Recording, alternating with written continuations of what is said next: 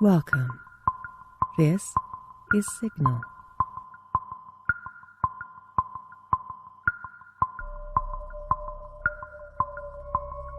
I have examined the maps of the city with the greatest care, yet never again found the Rue d'Orsay. These maps have not been modern maps alone, for I know that names change. I have, on the contrary, delved deeply into the antiquities of the place, and have personally explored every region of whatever name which could possibly answer to the street I knew as Rue d'Orsay. But despite all I have done, it remains a humiliating fact that I cannot find the house, the street, or even the locality where I, during the last months of my impoverished life as a student of metaphysics at the university, I heard the music of Erich Zann. That my memory is broken, I do not wonder. For my health, physical and mental, was gravely disturbed throughout that period of my residence in the Rue d'Orsay, and I recall that I took none of my few acquaintances there. But that I cannot find the place again is both singular and perplexing, for it was within a half an hour's walk of the university, and was distinguished by peculiarities which could hardly be forgotten by anyone who had been there. I have never met a person who has seen Rue d'Orsay. Rue d'Orsay lay across a dark river, bordered by precipitous, brick-bleared windowed warehouses, and spanned a ponderous bridge of dark stone. It was always shadowy along that river, as if the smoke of the neighboring factories shut out the sun perpetually. The river was also odorous with evil stenches, which I have never smelt elsewhere, and which may someday help me find it, since I should recognize them at once. Beyond the bridge were narrow cobbled streets with rails, and then came the ascent, at first gradual, but incredibly steep, as the Rue d'Orsay was reached.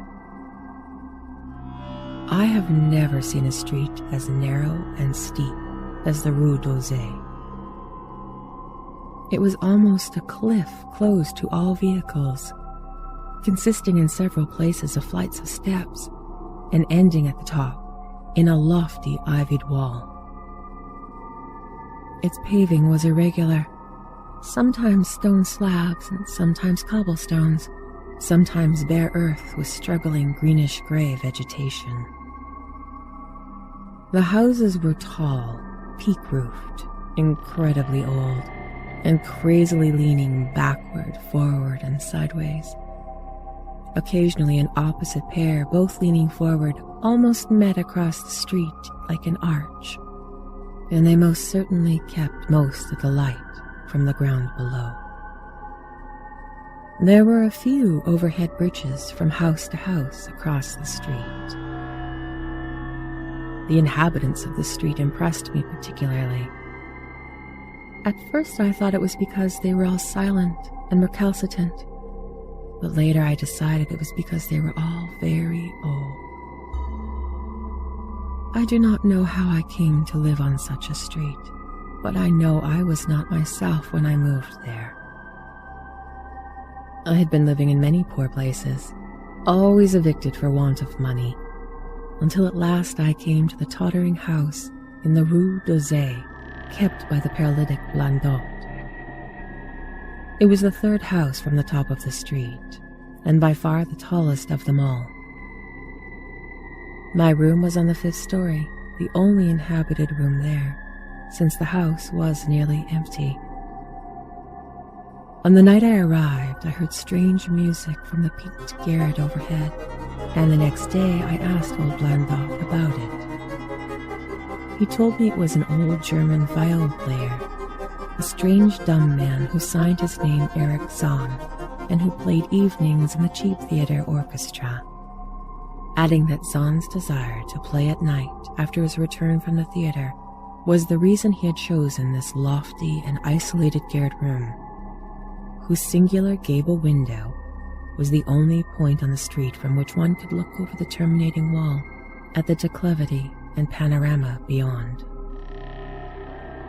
Thereafter, I heard Zann play every night, and although he kept me awake, I was haunted by the weirdness of his music.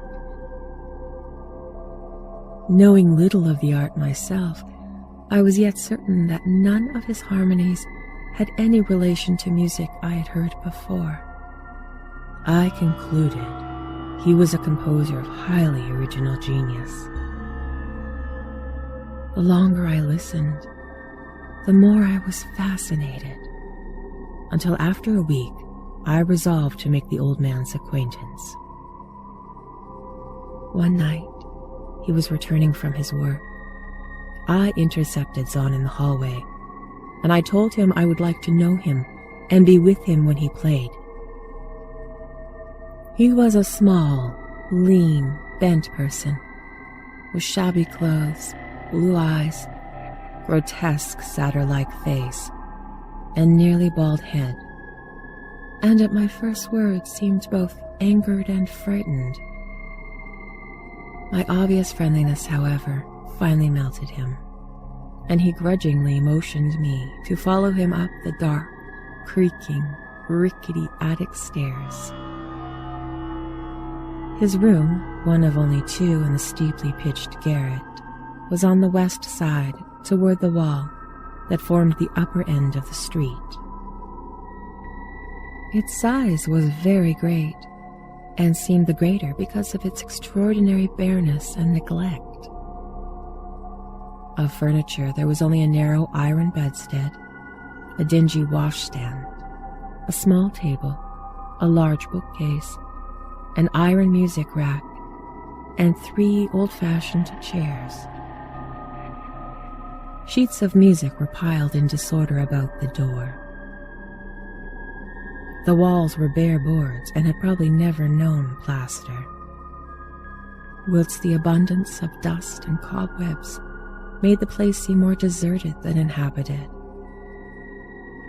Evidently, Erich Zann's world of beauty lay in some far cosmos of the imagination. Motioning me to sit down, the dumb man closed the door, turned a large wooden bolt, and lighted a candle to augment the one he had brought with him. He now removed his viol from its moth-eaten covering, and taking it, seated himself in the least uncomfortable of the chairs. He did not employ a music rack, but offering no choice and playing from memory, enchanted me for over an hour with strains I had never heard before. Strains which must have been of his own devising. To describe their exact nature is impossible for one unversed in music. They were a kind of fugue with recurrent passages of the most captivating quality, but to me, they were notable for the absence of any of the weird notes I had overheard from my room below on other occasions. Those haunting notes I had remembered, and had often hummed and whistled inaccurately to myself. So when the player at length laid down his bow, I asked him if he would render some of them.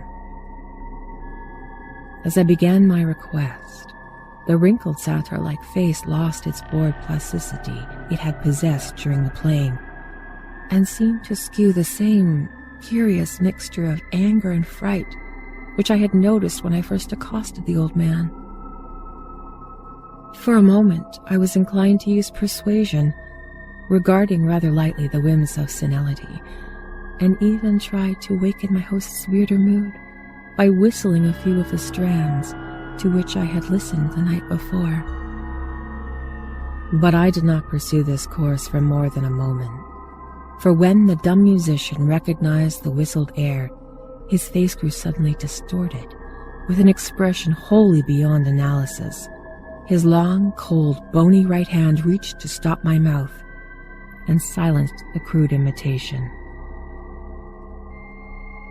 As he did this, he further demonstrated his eccentricity by casting a startled glance towards the lone curtained window, as if fearful of some intruder, a glance doubly absurd, since the garret stood high and inaccessible above all adjacent roofs, this window being the only point on the steep street, as the concierge had told me, from which one could see over the wall at the summit. The old man's glance brought Blandot's remark to mind, and with a certain capriciousness, I felt a wish to look out over the wide, dizzying panorama of the moonlit roofs, and the city lights beyond the hilltop, which of all the dwellers in the Rue d'Orsay, only this crabbed musician could see. I moved towards the window, and I would have drawn aside the nondescript curtains, when with a frightened rage, even greater than before, the dumb lodger was upon me, this time motioning his head towards the door as he nervously strove to drag me hither with both hands. Now, thoroughly disgusted with my host, I ordered him to release me, and I told him that I would go at once. His clutch relaxed, and as he saw my disgust and offense, his own anger seemed to subside. He tightened his relaxing grip, but this time in a friendlier manner, forcing me into a chair. Then, with an appearance of wistfulness, crossing to the littered table, he wrote many words with a pencil in the labored French of a foreigner. The note which he finally handed me was an appeal for tolerance and forgiveness. Zann said that he was old, lonely, affected by strange fears and nervous disorders connected with his music and with other things.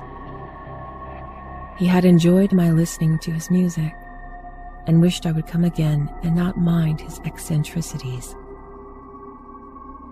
But he could not play to another his weird harmonies, and he could not bear hearing them from another, nor could he bear having anything in his room touched by another.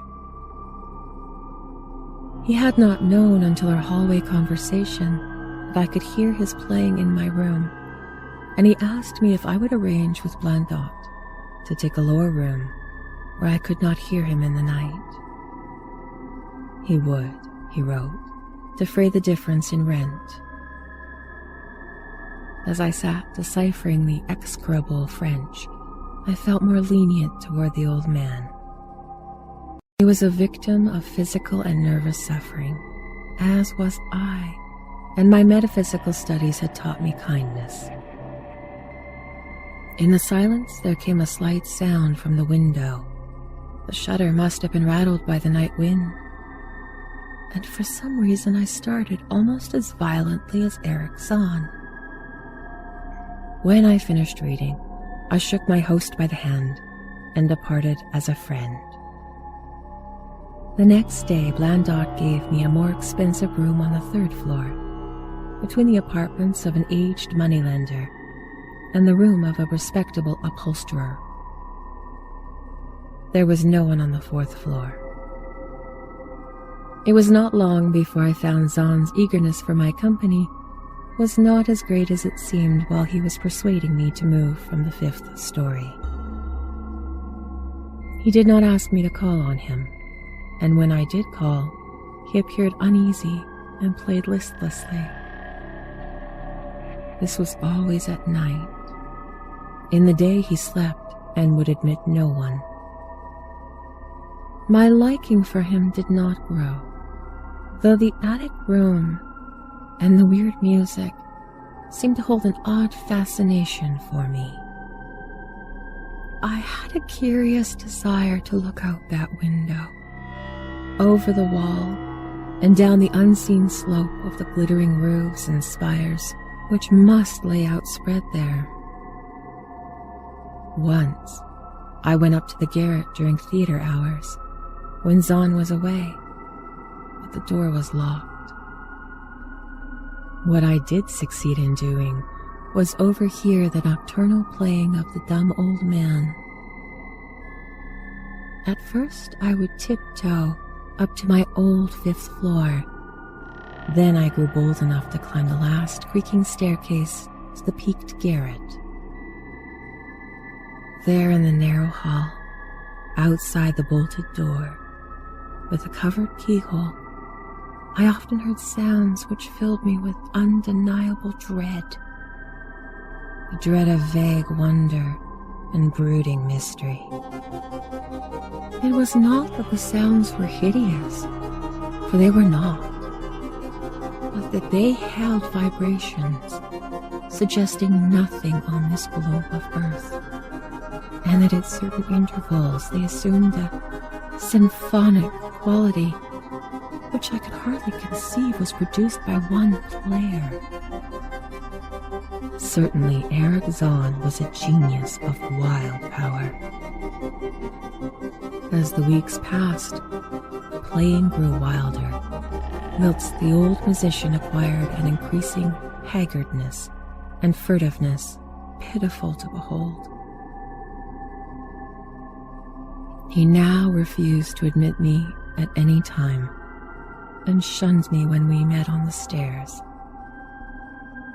Then one night, as I listened at the door, I heard the shrieking viol swell to a chaotic babble of sound, a pandemonium which would have led me to doubt my own shaking sanity had there not come from behind that barred portal a piteous proof that the horror was real, the awful, inarticulate cry which only a mute can utter, and which rises only in moments of the most terrible fear and anguish.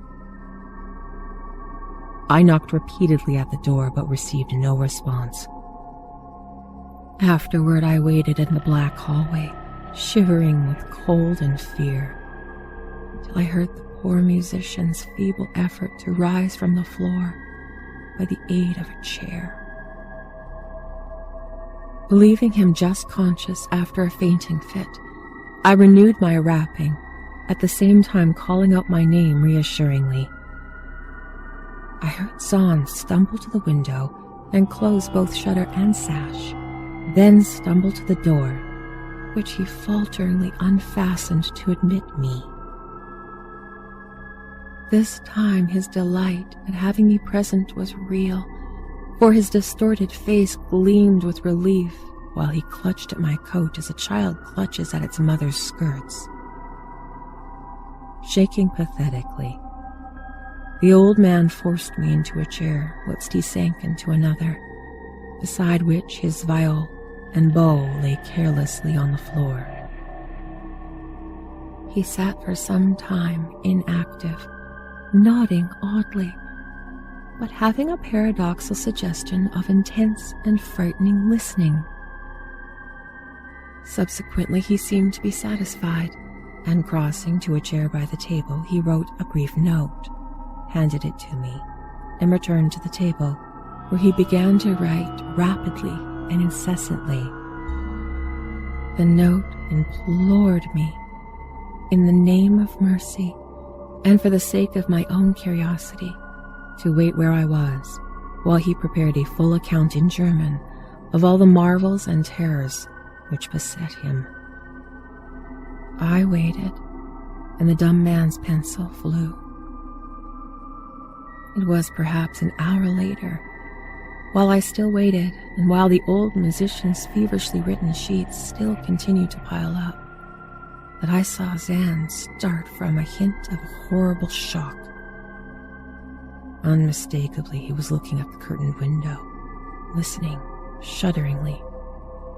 Then, I half fancied I heard a sound myself, though it was not a horrible sound, but rather an exquisitely low, infinitely distant musical note, suggesting a player in one of the neighboring houses, or in some abode beyond the lofty wall over which I had never been able to look. Upon Zann, the effect was terrible. For dropping his pencil, he suddenly rose, seized his viol, and commenced to rend the night with the wildest playing I have ever heard from his bow, save when listening at the barred door. It would be useless to describe the playing of Erich Zann on that dreadful night.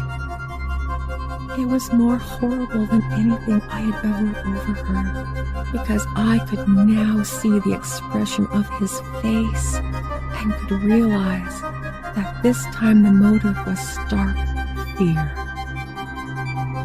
He was making a noise to ward off something or drown something out. What? I could not imagine, awesome though I felt it must be. The playing grew fantastic, delirious, and hysterical, yet kept to the last the qualities of supreme genius, which I knew this strange old man possessed. I recognized the air. It was a wild Hungarian dance popular in theaters, and I reflected for a moment that this was the first time I had ever heard Zann play the work of another composer. Louder and louder, wilder and wilder, mounted the shrieking and whining of that desperate viol. The player was dripping in uncanny perspiration and twisted like a monkey, always looking frantically at the curtained window. In his frenzied strains, I could almost see shadowy satyrs and bacchanals dancing and whirling insanely through seething abysses of clouds, smoke, and lightning. And then I thought I heard a shriller, steadier note that was not from a viol, a calm, deliberate, purposeful, mocking note from far away in the west. At this juncture, the shutter began to rattle in the howling night wind, which had sprung up outside as if to answer the mad playing within. Zann's screaming viol now outdid itself, emitting sounds I never thought a viol could emit. The shutter rattled more loudly, unfastened, and commenced slamming against the window. Then the glass broke shiveringly under the persistent impacts, and the chill wind rushed in, making the candles sputter and rustling the sheets of paper at the table where Zann had begun to write his horrible secret. I looked at Zann and saw that he was past conscious observation. His blue eyes bulging, glassy, sightless. The fanatic playing had become a blind, mechanical, unrecognizable orgy that no pen could ever suggest. A sudden gust, stronger than all the others, caught up the manuscript and bore it towards the window. I followed the sheets in desperation, but they were gone before I reached the demolished panes. Then I remembered my old wish to gaze from this window, the only window in the Rue Blasé from which one might see the slope beyond the wall and the city outspread beneath. It was very dark, but the city's lights always burned, and I expected to see them there amidst the rain and wind. Yet when I looked from the highest of all the gabled windows, looked while the candles were sputtered, and the insane viol howled in the night wind, I saw no city spread below, no friendly lights gleaming from remembered streets, but only the blackness of space, illimitable, unimagined space alive with motion and music, and having no semblance to anything on earth. And as I stood looking in terror, the wind blew out both candles in the ancient peaked garret, leaving me with savage, impenetrable darkness and chaos and pandemonium before me, and the demon madness of the night-baying viol behind me. I staggered back in the dark, without a means of striking a light, crashing against the table, overturning a chair, and finally groping my way to the place where the blackness screamed with shocking music. To save myself and Erich Zann, I could at least try, whatever the powers posed to me. Once I thought some chill thing brushed me, and I screamed, but my scream could not be heard above the hideous viol. Suddenly out of the blackness, The madly sawing bow struck me, and I knew I was close to the player. I felt a head, touched the back of Zann's chair, and then found and shook his shoulder in an effort to bring him to his senses. He did not respond, and still the viol shrieked without slacking. I moved my hand to his head, whose mechanical nodding I was able to stop, and shouted in his ear that we both must see from the unknown things of the night. He neither answered me nor abated the frenzy of his unutterable music, while all through the garret strange currents of wind seemed to dance in the darkness and babble. When my hand touched his ear, I shuddered, though I knew not why. I knew not why till I felt the still face, the ice-cold, stiffened, unbreathing face, whose glassy eyes bulged uselessly into the void.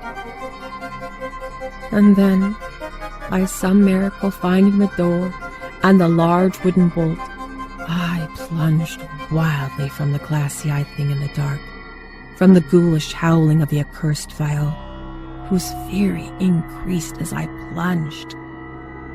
Leaping, floating, flying down those endless stairs through the dark house, racing mindlessly into the narrow, steep, ancient street of steps and tottering houses, clattering down steps over cobbles into lower streets and the putrid, canyon-walled river, panting across the great dark bridge to the broader, healthier streets and boulevards we know.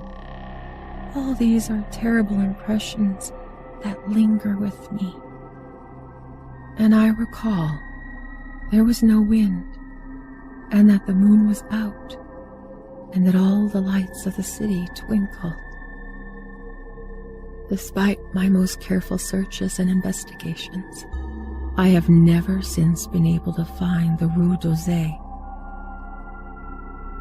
But I am not wholly sorry, either for this or for the loss of the unredeemable abysses of the closely written sheets, which alone could have explained the music of Erich Zann.